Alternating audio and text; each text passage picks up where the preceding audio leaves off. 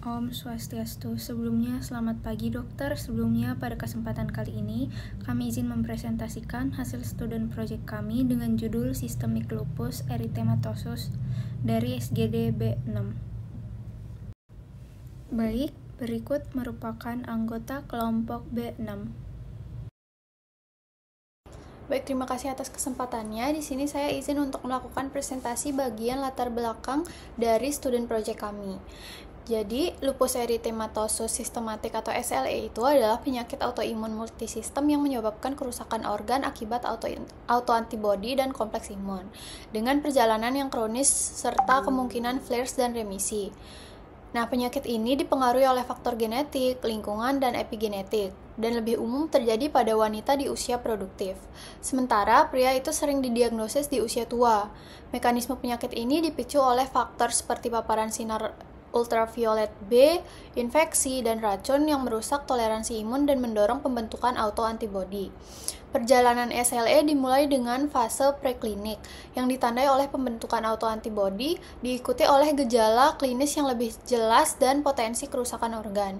Diagnosis dilakukan melalui manifestasi klinis dan pemeriksaan laboratorium untuk menentukan kadar autoantibodi serta kondisi organ yang terlibat.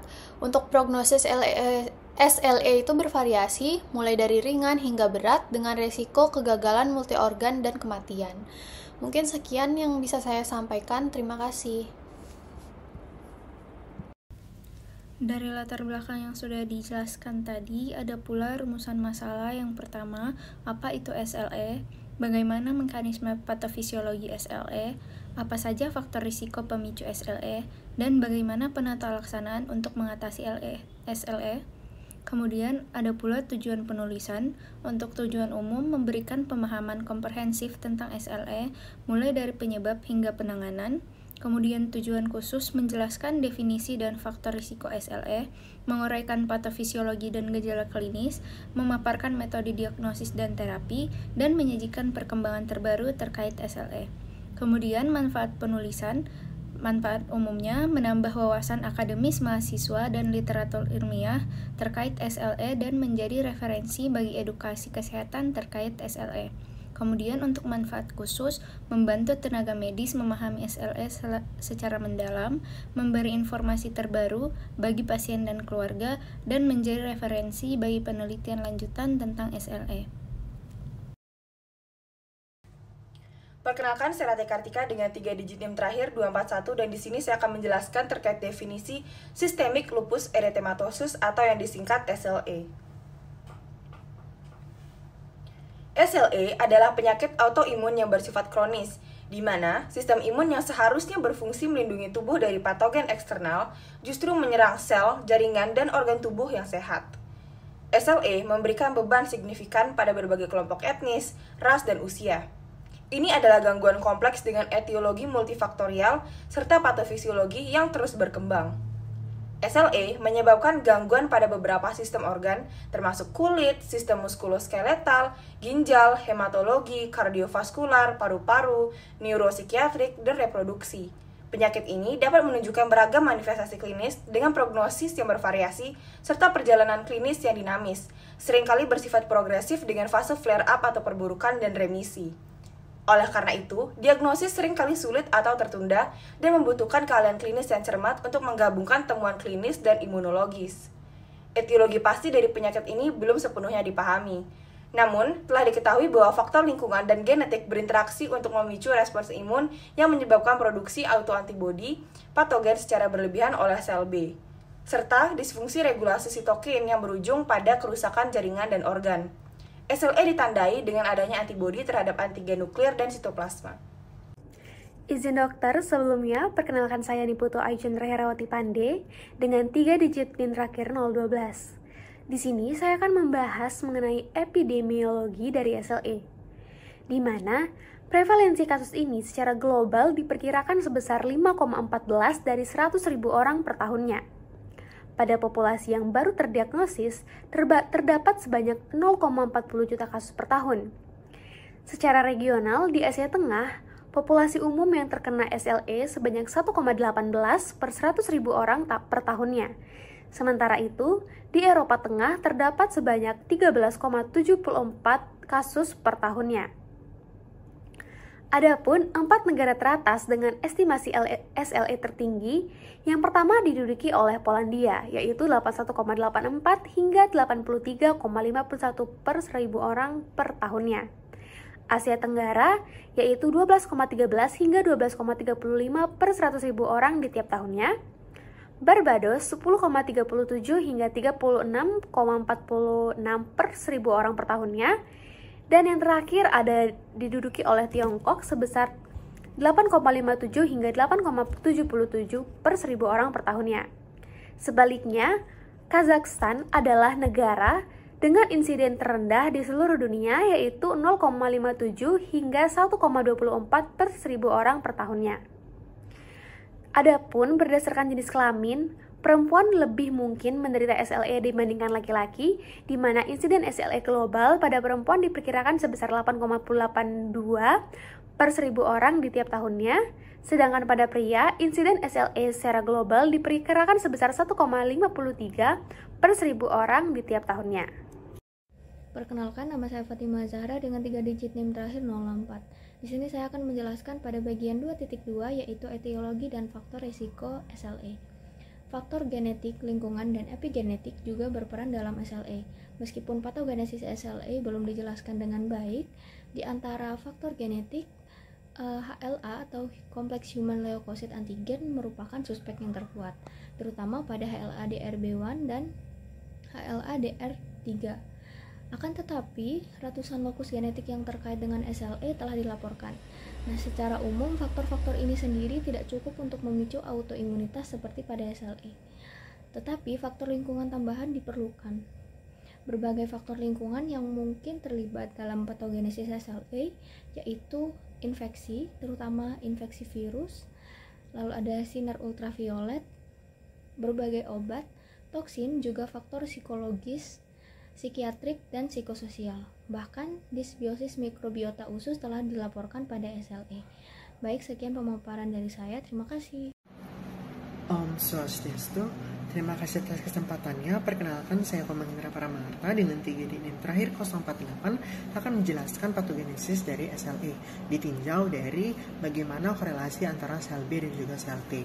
Yang pertama yaitu untuk sel B, kita ketahui bersama bahwa sel B merupakan salah satu bagian dari limfosit B yang memiliki reseptor BCR untuk mengenali patogen dan juga memproduksi antibodi spesifik melalui sel plasmanya. Nah, namun terkadang sel B itu akan bisa menjadi autoreaktif, yaitu menyerang tubuh sendiri. Kenapa hal ini bisa terjadi?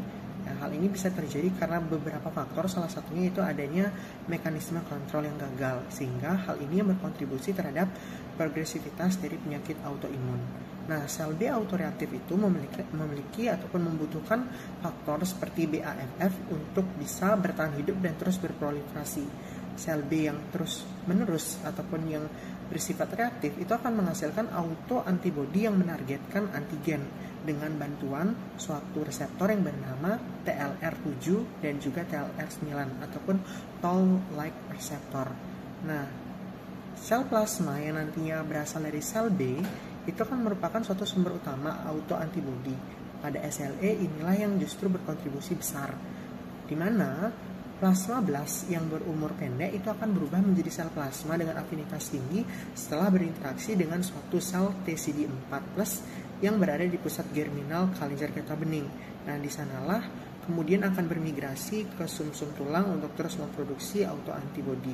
Dalam hal ini, kita dapat mengetahui bersama bahwa sel B akan berperan sebagai suatu sel penyaji antigen ataupun APC untuk limfosit T autoreaktif pada sistemik lupus eritematosus.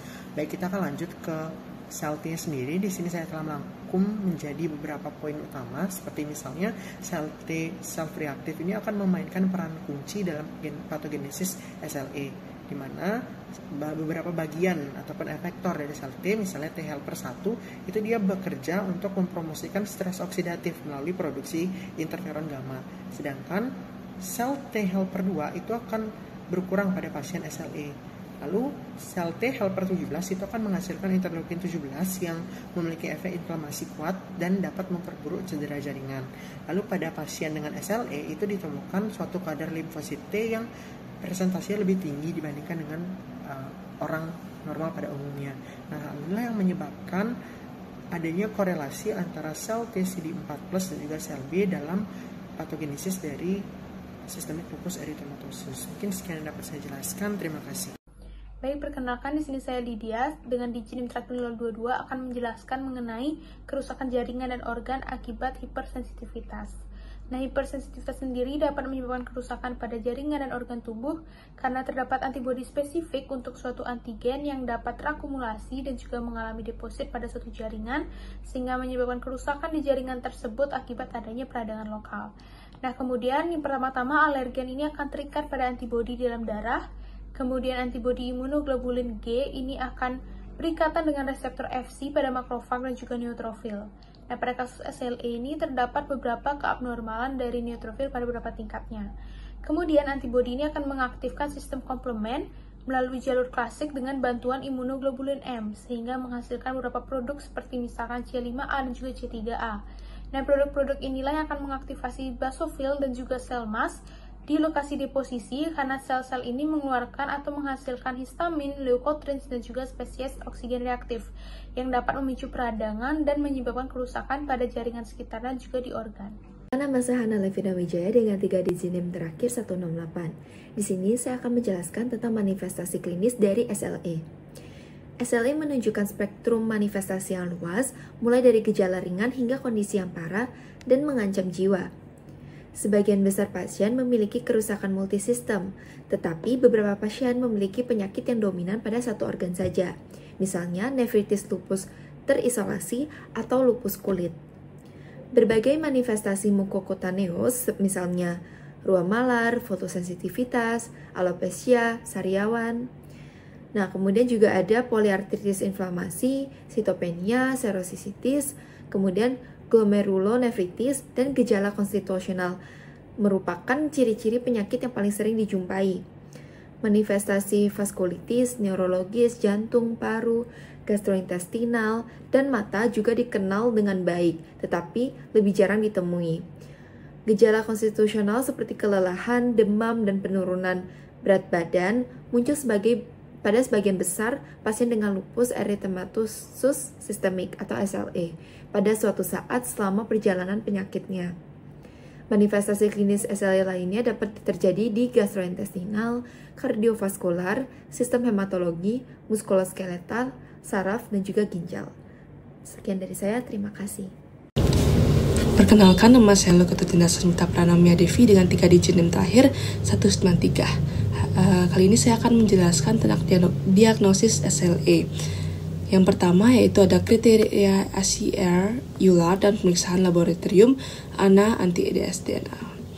Kriteria ACR, EULAR dipublikasikan untuk memperbaiki dan memudahkan proses diagnosis yang seringkali rumit dalam pemeriksaan SLE.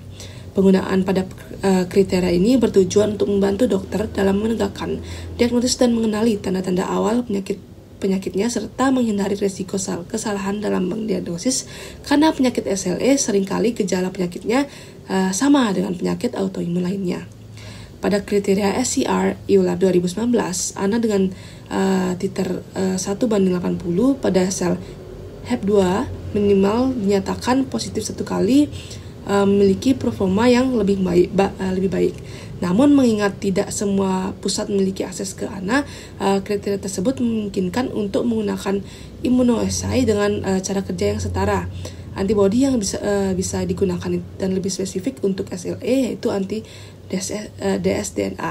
Anti-dsDNA ini menggunakan variabel yang sangat besar dalam kinerja metode deteksinya, sehingga memerlukan immunoassay dengan spesifikasi yang lebih tinggi terhadap kontrol penyakit yang relevan. Selanjutnya yaitu poin kedua, tantangan dalam diagnosis dan pemeriksaan penunjang SLE. Terdapat beberapa tantangan yang dapat diperoleh, yaitu yang pertama, tantangan besar bagi para klinis pada SLE adalah yaitu deteksi dini pada flare dan kebutuhan untuk memastikan pasien yang terlihat tidak aktif benar-benar dalam kondisi remisi. Yang kedua yaitu penggunaan glukokortikoid, terutama pada kasus manifestasi yang parah. Penggunaan GC itu dapat menimbulkan risiko akumulasi kerusakan pada pasien SLE. Hal tersebut sudah dibuktikan pada beberapa penelitian yang ada. Nah, yang ketiga itu pada pasien ini pengobatan pada pasien SLE masih banyak kesenjangan yang terjadi. Nah, ada juga tantangan yaitu dokter juga diminta untuk menilai apakah gejala tersebut disebabkan oleh SLE atau penyakit yang lain. Nah, hal tersebut juga merupakan tantangan besar bagi seorang dokter. Sekian penjelasan dari saya. Terima kasih. Perkenalkan, saya Putu Gede Legend Remaja dengan 3 digit NIM terakhir 146. Jadi untuk tata laksana dan terapi sistemik lupus eritematosus atau SLE, saat ini terapi untuk SLE masih menjadi hal yang sulit untuk dilakukan karena sifatnya yang sulit diprediksi dan melibatkan banyak organ. Penanganan SLE berfokus pada mencapai suatu kondisi remisi atau menurunnya aktivitas gejala yang disebabkan oleh SLE. Obat golongan antiinflamasi dan imunosupresan digunakan untuk menangani gangguan imunologis pada SLE. Obat-obatan ini meliputi obat antiinflamasi non-spesifik dan obat-obatan imunosupresan seperti obat antimalarial seperti kloroquine dan hidroksikloroquine. Kemudian ada glukokortikoid, lalu ada obat-obatan imunosupresan non-kortikosteroid seperti siklofosfamid, mycophenolate mofetil, aziatropin, methotrexate, dan inhibitor calcineurin, serta targeted therapies. Oke, baik. Selanjutnya saya akan menjelaskan bab 3 yaitu kesimpulan dan saran. Sebelumnya perkenalkan, nama saya Reni Rasman dengan digit yang terakhir 217. Oke, sekarang saya akan menjelaskan mulai dari kesimpulan. Jadi dari kesimpulan untuk seluruh bacaan di atas, kita bisa mendapatkan pertama ada pengertiannya bahwa SLE ini adalah penyakit autoimun menyerang banyak organ akibat aktivitas sistem imun yang abnormal. Untuk epidemiologinya lebih sering dialami wanita dibandingkan pria dengan prevalensi bervariasi akibat faktor genetik, lingkungan, dan juga imunologi. Lalu untuk tantangan diagnosis dan juga manajemen, yaitu deteksi flare dini itu, habis itu kontrol pengobatan yang efektif, dan juga efek samping toksik yang masih menjadi tantangan besar untuk sistem kesehatan di Indonesia saat ini. Pengobatan saat ini fokus pada terapi simptomatik dengan antiinflamasi, imunosupresan, dan terapi target untuk mencapai remisi. Lalu untuk faktor mortalitas dapat dipengaruhi berbagai faktor seperti usia, kondisi kesehatan sebelum SLE, pengobatan, dan juga lingkungan sosial. Lalu untuk kemajuan terapinya sendiri, studi terbaru membuka peluang terapi berbasis gen, seluler, dan juga imunologi untuk intervensi yang lebih komprehensif di masa depan. Oke, baik. Selanjutnya saya akan menjelaskan saran yang bisa kita berikan ada 4. Yang pertama ada kolaborasi riset, di mana kita harus memperkuat kolaborasi untuk menemukan biomarker yang lebih sensitif dan spesifik untuk deteksi flare dini.